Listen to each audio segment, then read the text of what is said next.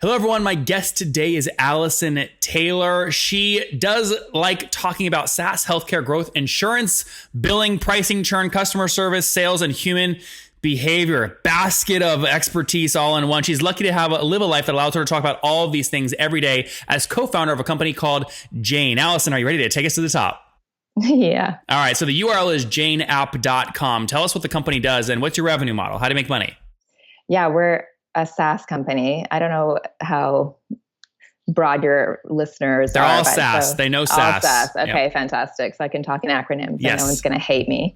Software as a service. Yep. Software as a service. Yeah. So people pay their monthly fees and it's based on licenses. So the number of practitioners using our service. So it's a practice management software. Okay, great. And you're selling, directly to the hospital and then they're buying the seats, or you're selling Not directly? hospitals. Yeah. So this is where Jane's a little bit different. We're actually allied health. So specifically for physio, chiro, massage, naturopath, osteo. So there's a lot of options in the space for MDs and GPs, and we're kind of going to that next tier down, and they're very much ignored by the software industry in general. Interesting. I want to dive more into that in a second, but on average, what are people paying you per month for this sort of thing? So our base price is $74, but our average customer right now is about $95. We've started with that we call them VSBs, the very small businesses. So we started on that end of the market. We're almost consumer, and then we'll go into enterprise as we grow. So I have to ask you this. I mean, a trend we see in SaaS companies that play in this kind of space is churn is just through the roof. Maybe it's different because your space, but how are you mitigating your churn and what is it? It's under 5% year over year. So we're really, really sticky. And we've done that just by being really perfect. So we've had perfect market fit and really amazing customer service. And we don't have any sales staff. Alison, what does that mean under 5%? Is that logo churn or revenue churn or net or gross? It's revenue churn. Okay. And is that net or gross? That's gross. Okay, gross. And that's annual. That's a great number annually. Yeah, that's annual. Yeah. So our churn is really low because we just have it's proven to be a perfect product. So there's not anything else for them to go to. And it's also been quite a bit of a land grab. So how do you measure, you use the word perfect kind of twice there in the last minute. How do you measure that? How do you know that? Well, because there is no churn. So there's nothing else that they're going to. And also because I'm the first customer. So I was the customer that started the product. What year was that? My co-founder. That was in 2011. I opened my practice originally. And my co-founder created the product for me as he was doing my branding and marketing. And so there was nothing out there. I was solving my own problem. And then that's just how Jane. Well, what was it? Tell me more about that initial story. What were you teaching? Yeah. What were you teaching? What was the problem? So not teaching, I was opening a practice. So a small business. But doing what? Oh, okay. Yeah. Physio, chiro, massage, naturopath, osteo. It's a multidisciplinary practice. And he was doing my branding, my website, and we were looking for something for online booking and electronic charting specifically that would work with all the different disciplines. And back in 2011, especially, everything was just horrifically awful. It looked like the page was like half loaded as the page would load. And I'm like, this is the full experience for my patients. And I was spending all this money on TIs and building a beautiful practice. And so What's a TI? I needed the building out of the space. Got it. Yeah. So I needed wrong acronym. That's not a SaaS acronym. That's not SaaS. Yeah. That's not allowed here. That's a landlord kind of thing. Yeah, right? Seriously. And so I needed something that was going to work with all the different disciplines. And I complained a lot. And then he just said, okay, we'll build you something for. Was he a developer? Yeah, they'd done sort of apps just for other clients before, but it wasn't really his main thing. But now it's his main thing. Interesting. 100% of the time. Yeah. And so he built me the original version in about 6 weeks. We went live. I ran it for a year on a Mac Mini in my clinic. And then other people started asking us what it was because they were using my online booking and they were seeing it. So that was our full market research. We had like half a dozen clinics that were like, can we use this? And did you just pay him to do this at the beginning, or he just put in his sweat equity and you just gave him equity? We were friends, and I did say, you have to charge me enough that I can be a pain in the ass client. So I was like, whatever you charge me, make sure it's enough. What did he charge you? Don't like this. It was like $30,000. That's good. So he still had to if you wanted a design change, he couldn't just be like, oh, I can't do this because you're not paying me. He had to kind of listen. Otherwise he wasn't getting the last 50%. There's none of this free service because I actually want to be a pain in the ass. Yeah. That's so funny. Yeah, you absolutely can. No problem. So tell me, let's fast forward to today. How many customers are now on the platform? Yeah, we've got 18,000 practitioners. We're all around the world. So we started in Canada. Those are all paying, right? All paying. Yeah, we don't have a free trial. So we find that that's a bad experience for customers to come into an empty account. And we also do a lot of work to bring over their data for them. So they're all paying, and we started in Canada. Now we're growing really quickly in the US. There's actually been some market changes recently that's accelerated our growth in the US by about 6 months from what we were expecting. What are those? Are they government related things? No, although that is fascinating, and I can talk about insurance for forever. I'm really good at parties. Oh my gosh, I was about to say, you are like, you like know how to talk about all the things that I never want to talk about. No, seriously, I know. I sat in an insurance billing class, and I was like, oh my this gosh. is so awesome. There's something's wrong with you. Something is wrong with me. I know. It's a deep-rooted problem. I wake up at night thinking about insurance billing codes and get all excited about using a tag instead of using a drop down. It's ridiculous. Anyway, so yeah, the market changes is there was a competitor that was a free model and they went to a paid model. And then there's another competitor that shut down completely. And so all of a sudden we're getting all of these people jumping on board. Were they legitimate competitors, or like were they doing many millions in revenue? And oh yeah. One's Practice Fusion. So they were an ad-based model. And I think they primarily market to MDs, but our market doesn't have anything. And so they've been using all the software that's designed for MDs and doctors. Okay. And so we've had a huge influx from that. And it's just people all of a sudden looking out there, like what's out there, looking what's around. And it's just word of mouth growth. So we're in Facebook groups and people just talk about us. We don't even see it. It's kind of invisible to us. Mm-hmm. So sometimes I'm like, what do we do if it just takes off so quickly that we can't handle the growth? Yep. You've bootstrapped or have you raised? Bootstrapped. Oh, that's great. That's great. Yeah. And Alison, I want to make sure I'm getting this math right. So 18,000 people at the ARPU you told me earlier, $95. I mean, that puts you guys at 1.7 million a month. Is that accurate? So 18,000 users, we lump together part-time practitioners. So a lot of our practitioners will work like 1 day a week or 2 days a week, or they'll help smaller practices, and we lump them together. So we're at 4.7 million is our ARR. Oh, that's great. Okay. Yeah. So we're still teeny tiny in the world of. Well, I'd give yourself some credit though. I mean, that's a very respectable business. I don't know. I would give you a lot of credit for doing that totally bootstrapped. So 4.7 million today. That's about 390 grand per month in revenue. Yeah. Where were you at 12 months ago? What's your growth rate?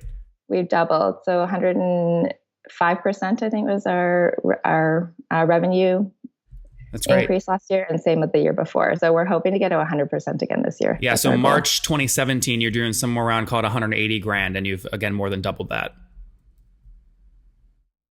I'm losing you. Yeah, no problem, Alison. I just said in March 2017. Sorry, March 2017, you were about 180 grand in revenue. You've more than doubled that to date.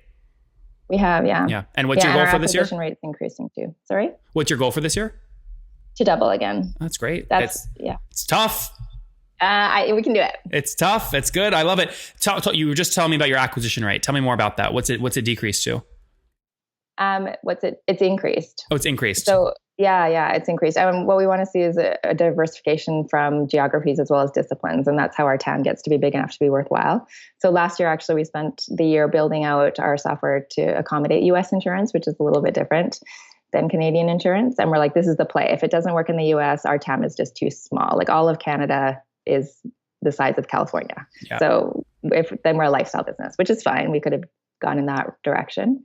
But then this is just we have over 550 clinics in the US very suddenly that just picked us up before we're actually really ready. We're not doing any marketing down there or down where you are. Yeah. We're in Texas, so you can say down there. Yeah. Down there. Where are you? The breakfast tacos. The breakfast tacos are amazing down here. Austin or who started the breakfast taco? It's a war. Right? And craft beer. Oh, okay. There's both. Yeah. All right, good. Have you been? I'll talk about breakfast tacos also. Have you been? They're delicious. Yes, we've been to Austin and to, what's the other one? Where's the war? Who started the breakfast taco? It's a war between. Oh gosh, I always thought it was Austin. No, didn't you know there's two cities that are very close and you guys both have. Well, San Antonio, Houston, Dallas. Claim that you've created. I'm going to email you later with who it is, and then you can do some research and get back to me. That's great. Give me some more economics here. What's the team size today? We just hired 8 people this month, so we're up to like 36 people. Okay. We need to be up to 50 by the end of the year. Why do you say it like that? We need to be up to 50. We don't have enough staff. This is the problem with being bootstrapped, is that you make more money and that money is used to pay for more staff. And so we're always like, our team works their butt off. Like we're working harder than 36 people. Yep. So the number of clients that everyone is representing, it's not a good number. So we're trying to hire, but it's, they have to train the staff. So this is the bootstrap problem. You're behind. You're always behind. Are you operating right now at pretty close to break even? Oh, we're profitable. Okay. But I mean, my point is, are you reinvesting pretty much everything? Oh yeah, we are. But it's actually, we have $1 million unspent in our budget right now. Oh, that's great. So we're trying to actually hire in advance to try and. $1 million in your budget or $1 million sitting in the bank you've already collected? $1 million in our budget unspent for the coming year. Okay. But that assumes obviously a growth rate, right? It assumes a very reasonable growth rate. Okay. Yeah, it's achievable. We've never not hit our targets. That's great. We have a spreadsheet that we created like 5 years ago, and we've hit our targets every time. I actually don't know what we would do if we didn't, if we missed it. That's good. Very good. And is that whole team, all 36, they're all based up in Canada? We just hired one contractor, CRA. Does CRA listen to this? We just hired one contractor in Nashville, and then the rest are in Canada. Yeah, mostly local, like in our office. And then you talked earlier about like a lot of this is word of mouth marketing. I mean, have you tested channels where you know you can pay and get great growth? I mean, do you have an acquisition cost in any channels? Our acquisition cost is $40, and what we ascribe to that is like we do the trade shows. So the associations will do local trade shows where their membership come to get continuing education credits. And we've only done those so far in Canada, the UK, and Australia. And we just did our first one in the US, last week, actually. Well, so tell me, paint that picture, the one in the US. So like how much did you invest in that event? Well, we always try to like mix other things into it. So we went to visit Stripe because we're doing payment processing partnership with them. So we always try to mix them in. So it's sort of R&D mixed with marketing. It's sort of hard to actually divide it into in other words, that plane ticket for the 3 team members you took down, it's like Stripe plus the event plus 3 other things. Plus the customer meeting. Yeah. So we do. And then the conferences are not just marketing because we're also doing R&D. So we're getting in front of the customers, the potential customers. My co-founder and I do as many as we can. Our other team members always want to go, and we take them all. That's great. So we go man the booth, like we're the booth babes, and we see people's reaction to our products. And well, look, with 400 grand, or sorry, I meant about 390 grand or 4.7 million bucks in ARR. You take the 18,000 people paying you. I mean, the average one then is about 22-ish bucks, right? If you're paying $40 for them, your payback period's 2 months. That's super, super healthy. Is that accurate? Yeah, it's pretty good. Yeah, would. So it's about a half a month. You get that payback quick, really quick. Yeah. How have you, I'm sure you've been approached by investors. Why and how have you resisted the urge to raise capital? Well, we're both of my co-founder and myself, we're really driven by the job being fun. So we absolutely adore our jobs. Like you can't beat it. It's amazing. There's so much to learn and do and grow and explore. And so we're growing this company. And we've never had a zero cash date. So all of these things that we're learning about what happens, we're just trying to be really... What is that, a zero cash date? I know. Did you know this exists? No, so what is that? You take investment and then all of a sudden you have a date where you're going to run out of money because you're spending more than you make. So basically you're like your run rate. This whole idea of a runway. I'm like, what? That's a thing. Like you can run out of money and not have enough money to pay your staff, and we don't have a date like that. So we get to do this because it's super fun, and we get to build the product exactly the way we want, and treat the customers the way we want. And there's no pressure to be a huge sales organization where we don't have to hire. We just don't have to listen to anyone on that side of things. So we get to grow it the way we want. But we just learned about a zero cash date at SaaStr like a few months ago. Look, listen, Jason is now a VC, and I'm going to get so much flack for this because a lot of them listen to the show, but VCs don't make money unless they can pour in cash and it either goes big. But here's what they don't tell you. They either want you to go big or fail quickly. All that it's the time. All that happens is they want you to do something faster, fail or succeed. What is it, the IRR or whatever? I'm reading The Business of Venture Capital right now because if we're ever going to go down that path, I want to know as much as they know when they're sitting on the other side of the table. Yeah. So this is the book I'm reading. And there's something called the IRR, I think, right? And it's investment divided by time. Mm-hmm. And there's a list here called the narwhal list. Mm-hmm. Do you know what a narwhal is? Nope. It's a whale with a horn. Okay. Like a unicorn in the water. I feel like I maybe saw one of those on Friday night. You saw one? I'm just kidding. Where were you? I'm kidding. So that's what they call Canadian unicorns. They're narwhals. Oh my gosh. Because we're Canadian. See, this is the thing. VCs have to sell the story, like the ego story associated with raising capital. Otherwise, no one would raise capital because the economics rarely make sense.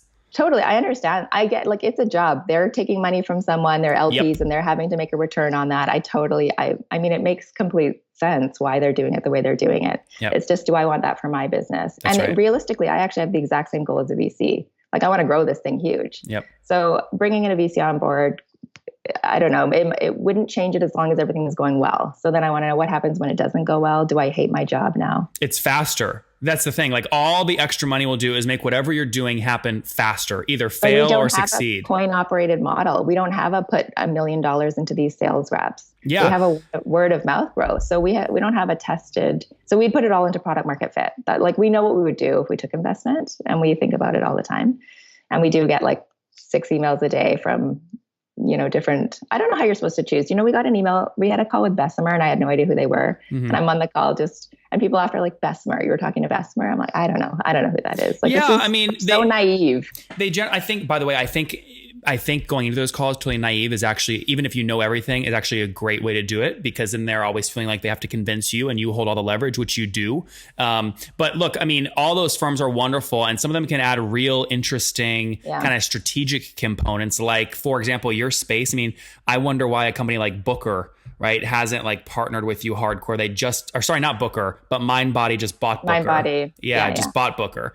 And they're with Bessemer. Yeah. Yeah. So like there can be sometimes strategic reasons it makes sense, but otherwise not really. Yeah, it depends on the path you want to go. And I think we're not growing a huge business for an exit. Mm-hmm. We're growing a business to be a sustainable, responsible business that provides a great service. And so you have to get into a fund that's okay with a bit of a longer run and with a lower multiplier, and do those. They're starting to come up because I think founder-based funds, like people who had their own business and it's a new sort of tier of VCs that are coming out of ex-founders, and it's kind of fascinating. Yep. And then all the angel networks. We've chosen to bootstrap, and honestly, we go to talk sometimes with people who are like bootstrap, but they didn't choose to bootstrap. They were turned down for funding multiple times. Well, the problem is people like you. Oh yeah, this is good. I like it when you start a sentence like that. Well, but people like you don't spend time doing that, telling their story like this, right? Because you don't need to, right? The people that like bootstrap and want to brag about the bootstrap story do it because none of their other stories are working, right? So that's what they lean on. The message doesn't get out there. And actually, I was saying I should put out a press release. Like we should do a press release. Jane raised $0 this year. That'd be so funny. That's the only thing people celebrate. You should do that. I was actually, listen, I don't have a marketing team. I'm going to have you back on the show. I'll have you back on the show or actually maybe on this episode, that will be the headline. Oh, I lost you. I was going to say on this episode, I will use that as the headline. I will say profitable company raises zero capital in 2018. Well, that Narwhal list I was mentioning that they published here in Canada, some tech company thing. They say the way that they come up with that metric is number of dollars divided by years of company, number of dollars of funding divided by numbers of years your company's been around. Which is ridiculous. How about revenue? It doesn't matter. Yeah. How about profitability? Doesn't matter. So I'm like, this is their list, and they call it the velocity list. Look who's behind it, though. Look who's publishing it. I guarantee you it's a VC that has to sell that story. But it's also because that's the metric that they use as a VC to determine whether the fund succeeded or not. Yep. And so I'm like, but they're trying to apply it to private, like to all these other companies. I'm like, this is ridiculous. This is the most ridiculous number. And it's very buried. Like to find out how they made this list, you have to really dig into the article. Do you ever miss practicing? I'm not a practitioner. I have an English degree. But didn't you open up your own place? That's how you got this. I did. My parents are physios. I know. I'm an accidental entrepreneur. I just say yes to things when they happen, and then they turn into other things. Got it. Very good. Well, Alison, let's wrap up here with the famous 5. First question: what's your favorite business book or last book you read in general? Well, I'm currently reading The Business of Venture Capital. Okay, yeah. That's a good one. Number 2: is there a CEO you're following or studying? Oh, that's a good question. Well, I mean, Elon Musk is just like amazing because of all the random things he does. So I would say, who has time to follow anything? But yeah. So Jane's going to be selling flamethrowers here soon. Is that what's going to happen?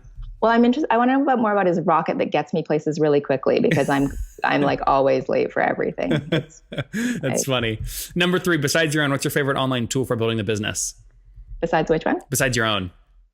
Oh, well, Slack, I can't operate without Slack. If Slack goes down, everyone in my office just sits and stares at their computer blankly, like they don't know what to do.